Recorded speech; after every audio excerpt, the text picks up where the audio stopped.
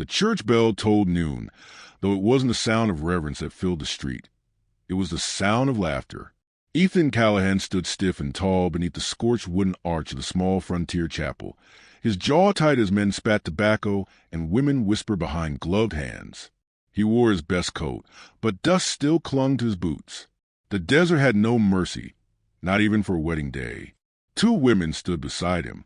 Ayoka, older by a year, her gaze steady as flint, dark braids tied with strips of red cloth. Beside her, Tyanada, slighter, quicker to move, her eyes darting as though every face in the crowd held a hidden knife. They wore simple dresses of white muslin, borrowed but altered by their own hand, embroidered at the hem with Apache patterns. The murmurs sharpened into words meant to wound. Savage brides.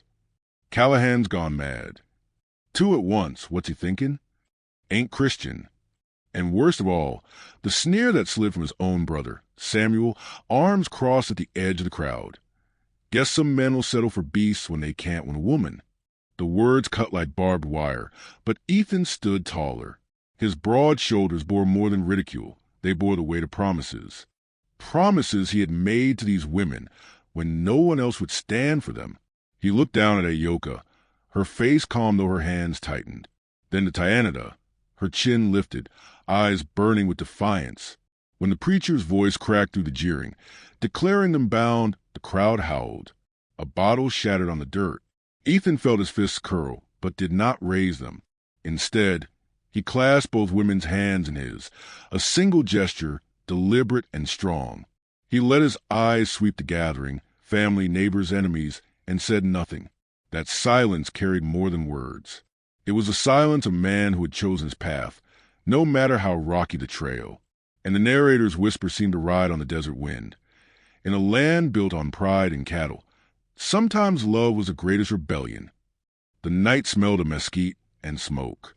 Ethan woke to the thunder of hooves, a shout that splintered the air like a bullet.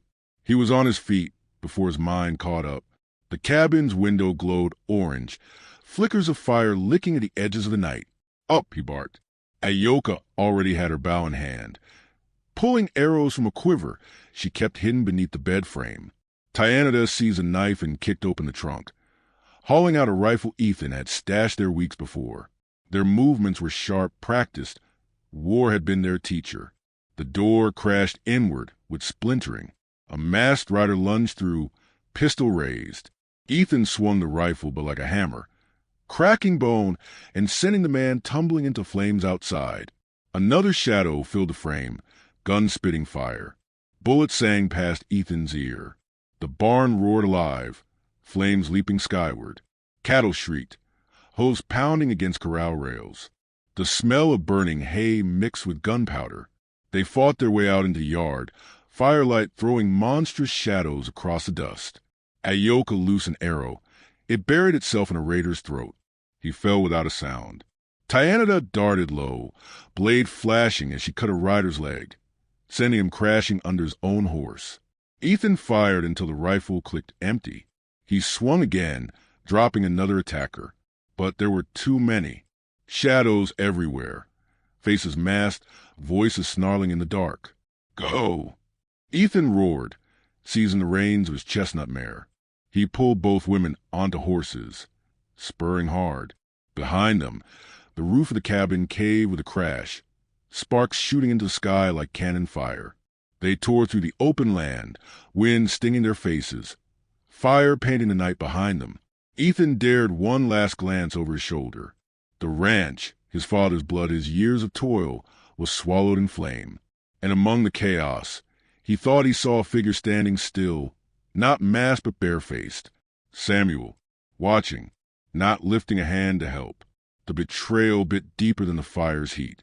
By morning, the land turned cruel. The desert stretched endless. Scrub brush, broken stone, the sun already merciless though the day had just begun. Their canteens held only a swallow each. Horses lathered with sweat, nostrils flaring. Ethan urged them forward, jaw clenched, but it was Ayoka who halted first. She slid from her horse and knelt by a patch of brittle weeds, pressing her palm to the ground. She pointed, a thin line of ants, their march leading to a hidden seep in the rock. She dug with her hands, pulling at stone until a trickle of muddy water oozed forth. She filled her hands, lifted to Ethan, and said only, "Drink." The coolness slid down his throat like salvation. For the first time since the flames, he looked at her not as someone to be defended, but as someone who defended him. They pressed on, but the river cut them off by midday, a swollen torrent, frothing and brown, the spring melt running wild. Ethan studied it, measuring distance, strength of current. "We'll build a raft," he said. Ayoka shook her head. Too long.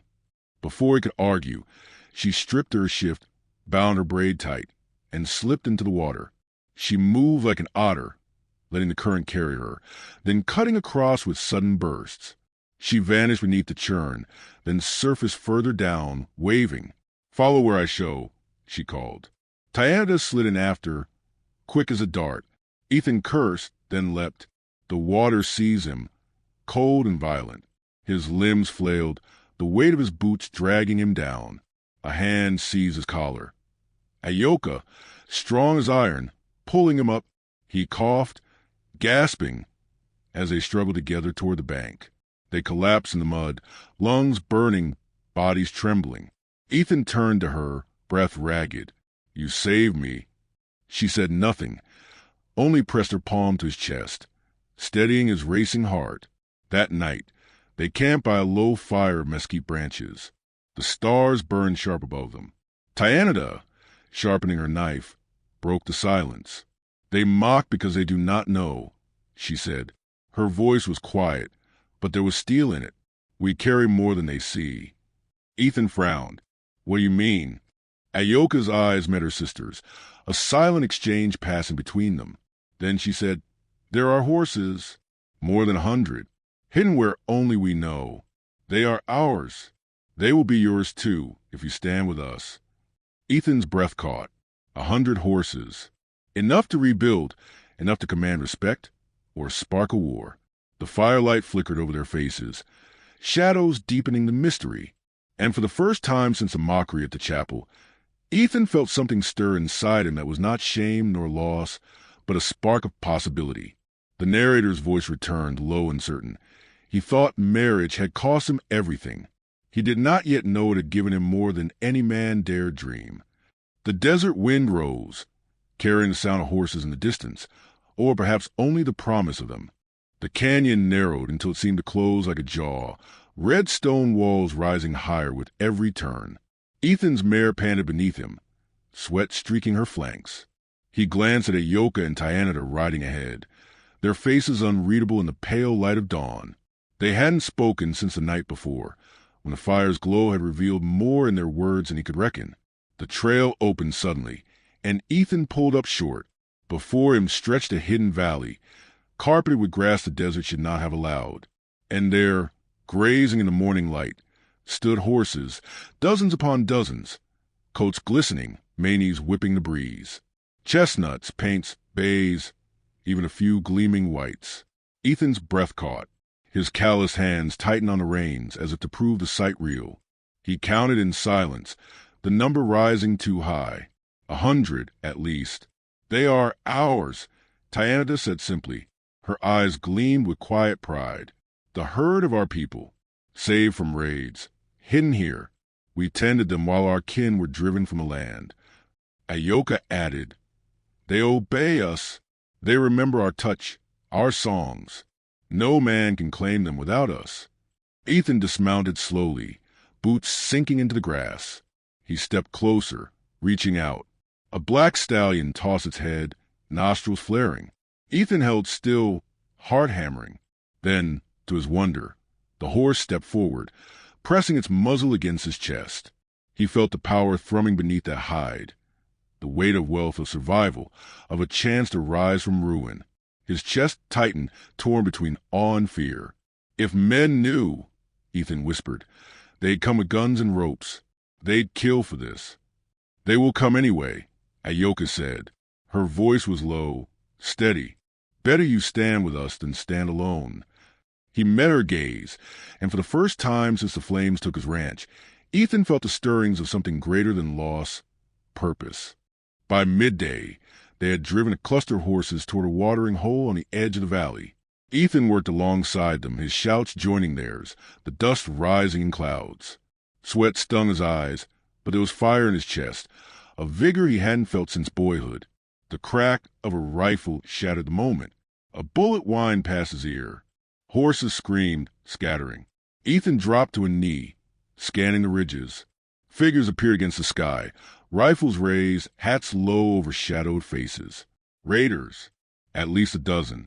The sun lit the barrels of their guns like silver fire. Down! Ethan roared. Ayoka was already moving, bow in hand. She loosed an arrow that streaked upward, striking one rider in the throat. He toppled backward off his mount, the shot still ringing. Tyanada darted behind a boulder, rifle braced against her shoulder. She fired, the crack echoing off stone. Another raider jerked sideways, clutching his chest. Ethan grabbed his Winchester, firing quick bursts. The recoil slammed his shoulder, but the rhythm steadied him. Aim, fire, duck. Horses stampeded around them, wild eyes rolling. The raiders pressed closer, whooping, bullets spitting dust around their cover. Ethan's rifle clicked empty. He cursed, fumbling for shells, when a figure rose from the ridge ahead. For one awful moment, Ethan thought it was Samuel. But this man's face was hidden by a black bandana, his eyes cold. He leveled a pistol straight at Ethan. A sharp twang split the air. Ayoka's arrow drove clean to the man's arm. He screamed, dropping the weapon. Ethan rolled, grabbing his rifle again. He fired point-blank into the chest of another rider charging down the slope. The battle blurred into thunder, shouts, hooves, gunfire. Ethan's lungs burned, his ears rang, his muscles screamed with each recoil. Through it all, the sisters moved with the precision of warriors born to fight. Tyanada's rifle cracked steady, cutting down men before they reached the valley floor. Ayoka's arrows found gaps no bullet could. At last, silence fell. Smoke drifted on the hot air. Bodies lay twisted in the dust, horses milling nervously. Ethan leaned against a boulder, chest heaving. Blood streaked his arm, though he hardly felt it. He looked at the women, faces smudged with dust and sweat, eyes still sharp, still burning. "You saved me," he rasped, voice hoarse. Ayoka shook her head. "We saved each other." Tyanada spat into the dirt, her voice like iron. "This is only the beginning. More will come. They will not stop until all is taken." Ethan felt the weight of her words sink deep, and he knew she was right.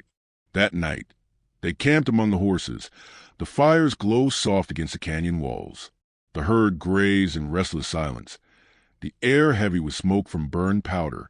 Ethan sat close to the flames, his thoughts a storm. He had seen his ranch die. He had seen raiders fall. But the image that haunted him most was Samuel, standing in the firelight, watching. A sound stirred the stillness. Hooves on stone. Ethan rose fast, rifle in hand. Out of the darkness rode a lone man, slumped in the saddle.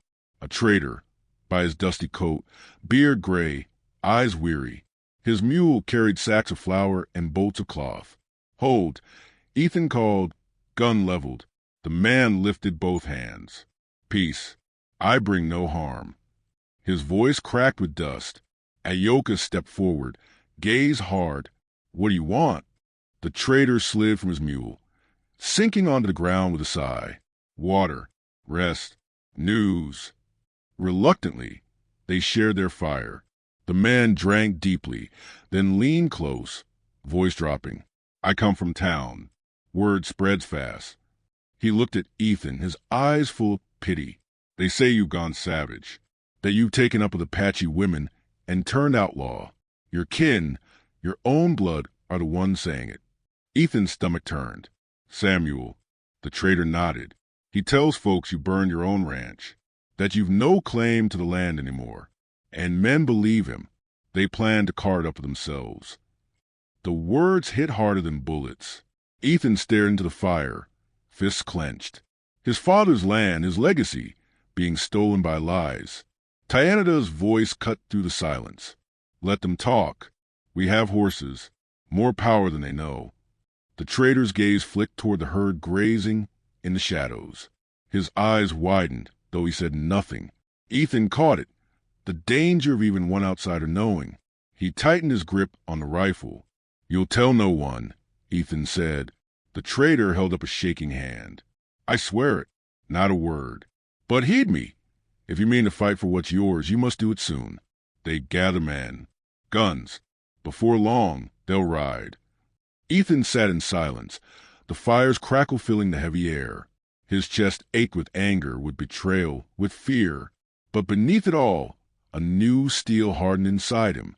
He wasn't just fighting for himself anymore. He was fighting for the women beside him, for the herd, for a future no man could mock. He looked at Ayoka and Tyanada, their faces lit by flame. They met his gaze without flinching. "We ride back," Ethan said finally. His voice was steady, certain. "We ride for the ranch. And we don't ride alone." The herd shifted in the darkness, hooves striking earth, as if the land itself answered. The narrator's voice returned low, almost reverent. They mocked him for what they thought he lost. Soon they would learn what he carried. For 100 horses moved faster than rumor and stronger than blood. The fire cracked, sparks rising into the night, and with them rose the promise of war. The first light of morning bled over the desert, painting the cliffs in fire. The herd shifted uneasily, sensing what men could not. Ethan Callahan sat his chestnut mare, hat low, eyes fixed eastward. He had not slept. Neither had the women. Ayoka's bow rested across her lap, Tyanada's rifle slung over her back. Their faces bore the same still determination that lived now in him. When they moved as one. The herd followed, hooves drumming a thunder that rolled across the flats. Dust rose in their wake, a storm answering their call. The ride back to the ranch was long, but Ethan felt no weight in the hours. He carried with him the memory of his father's land, the taste of betrayal sharp as ash on his tongue. He carried the laughter of the townsfolk at his wedding, the sneer of his brother, but above all, he carried a fire lit in him by the 2 women who rode at his side. By noon, the ranch rose ahead, his ranch, though it bore scars now. The barn lay in ruin, a skeleton of charred beams. Smoke still marked the ground where his cabin had stood. But something else stood there now. Wagons, rifles stacked, horses tied. Squatters, armed men, and at their head, Samuel Callahan. Ethan reined in at the ridge above, the herd milling behind. Rage surged hot in his veins, but he forced it down. This wasn't a charge to waste in fury. It was a reckoning to be carved with precision. "They've taken root," Ethan said, his voice low. Ayoka's gaze stayed fixed on the ranch yard. "Then we tear them out." He turned to them both, his throat tightening. "This is our stand. Once we ride down, there's no turning back." Tyanada gave him a hard smile, fierce and unflinching. "We never turn back." The words sealed it. Ethan lifted his hand, whistled sharp. The herd surged, pouring down the slope like a flood of muscle and fire. The ground shook with their charge, dust boiling up as men in the yard scrambled, shouts breaking into chaos. Ethan led the plunge, rifle cracking, horse barreling straight through the yard. Men scattered as the wild herd thundered in, hooves striking like hammers, eyes rolling white. Tents flattened, wagons splintered. Samuel's voice cut through the uproar. "Stand your ground. Shoot them down." Gunfire erupted, sharp and deafening. Bullets screamed past Ethan's ears, splinters flying from posts. He fired back, dropping one man, then another. Ayoka's arrows hissed through the dust, each strike finding flesh with uncanny precision. Tyanada rode low, rifle steady, shots ringing as fast as her hands could load. Ethan's chestnut reared as a bullet tore past, grazing her flank. He clung tight, teeth bared, and drove her straight at the corral. A raider raised a shotgun, too close. The blast came, fire and smoke, but Ethan's mare leapt, hooves striking the man square and crushing him to the dirt. The yard was a storm, men screaming, horses screaming louder, smoke burning the air. Through it all, Samuel stood tall on the porch of what had been their father's house, rifle in hand, hatred in his eyes. Their gazes locked. Ethan rode hard, cutting a swath through the fray. Samuel raised his rifle, fired. The shot seared past Ethan's shoulder, hot blood blooming across his coat. Pain tore at him, but he did not falter. He fired back, the bullet smashing into the post beside Samuel's head. The brothers stood across a battlefield carved by fire, neither yielding, both bound by blood and betrayal. And as the dust boiled higher, the battle roared toward its final reckoning. The fight pressed tighter, bodies colliding in the yard. Ethan dismounted, rifle empty, and drew his revolver. He moved through smoke and dust like a man carved from stone. Each pull of the trigger was each heartbeat closer to the end. Ayoka fought near the barn ruins, knife flashing in close quarters. A raider lunged at her with a hatchet. She ducked low, drove her blade up under his ribs. His scream was swallowed by the chaos. Tyanada crouched behind a wagon wheel, firing steady, eyes sharp and unblinking even as bullets tore splinters around her. Ethan reached the porch steps, Samuel waiting. The brothers faced one another, sweat and dust streaking their faces, guns raised. "You've lost your mind," Samuel spat, marrying them, living like a savage. "You shamed us all." Ethan's voice was steady, steel wrapped in calm. "I stood where no one else would. I chose loyalty when you chose greed." Samuel sneered, cocking his rifle. "You think those women make you strong? They'll be the death of you." Before Ethan could answer, a shot cracked from the yard. Tyanada had drawn aim, but another raider struck her from the side, rifle stock smashing into her ribs. She crumpled with a cry. Ethan flinched toward her, heart lurching. Samuel seized a moment, firing. The bullet tore through Ethan's side. He staggered, breath ripped from his lungs, vision flashing white. He fell to one knee, revolver slipping from his grasp. Samuel descended the steps, rifle leveled at his chest. "It ends here, brother."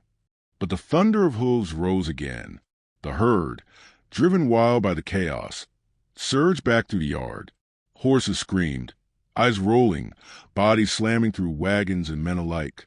The ground shook as though the earth itself had risen against Samuel. Ayoka vaulted onto a passing horse, bow in hand. She drew and fired in one motion. The arrow split the air, striking the rifle from Samuel's grip. The weapon clattered to ground. Ethan, bloodied but unbroken, forced himself upright. He snatched his revolver from the dirt, leveled it at Samuel, and for a long breath, the world went silent. Samuel's eyes narrowed, defiant even with death staring him down. "You'll never be one of them. You'll never be more than a fool." Ethan's hand trembled, not from weakness but from choice. He thought of the laughter on his wedding day, the sneers, the betrayal. He thought of the women who had fought at his side, bled for him, carried him through the river and through fire. His voice was low, steady as stone. "I'm not one of them. I'm not one of you. I'm mine, and I stand with them." He fired, not into Samuel's chest, but into the post beside his head, with shattered shards flying. Samuel flinched, stumbled back, eyes wide with shock. Ethan stepped forward, revolver unwavering. "Leave. This land is ours. These women are mine. The herd is ours. You ever set foot here again, I'll finish it." Samuel's face twisted with rage, but fear flickered there too. He backed down the steps, eyes burning, before turning and spurring his horse away. The surviving raiders, broken and bloodied, followed. Silence fell, broken only by the panting of the herd and the crackle of smoldering wood. Ethan dropped the revolver, clutching his wound. His knees buckled. But Ayoka was there, steadying him, her arm firm around his waist. Tyanada limped forward, blood on her face, but her eyes burned bright with triumph. The three of them stood together in the yard of what had been ashes, now remade in blood and fire. As the sun lowered, Ethan led the herd into town. Dust rose around them. The sight of 100 horses driving every man, woman, and child into stunned silence. The same faces that had laughed at him now stood mute, watching him ride through the street with Ayoka and Tyanada at his side. He dismounted before the trading post, bloodied coat clinging to his side, but his head high. "You mocked me," he said, his voice carrying over the street. "But you see now, I stand with those who stood with me, and together we hold more strength than any of you could dream." No one answered. No one dared. The narrator's voice closed soft, almost reverent. They mocked him for love. They mocked him for loyalty. But in the end, the frontier mocked no man who endured. For strength was not in bloodlines nor in name, but in those who chose to stand and never falter. The dust settled.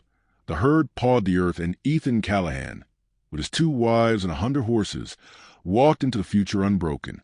If you enjoy the story, click the story on your screen now to watch another unforgettable tale where courage and wisdom triumph over doubt in the untamed frontier. Don't forget to subscribe and consider a super chat to help us keep bringing you more stories like these. Your support means everything to us.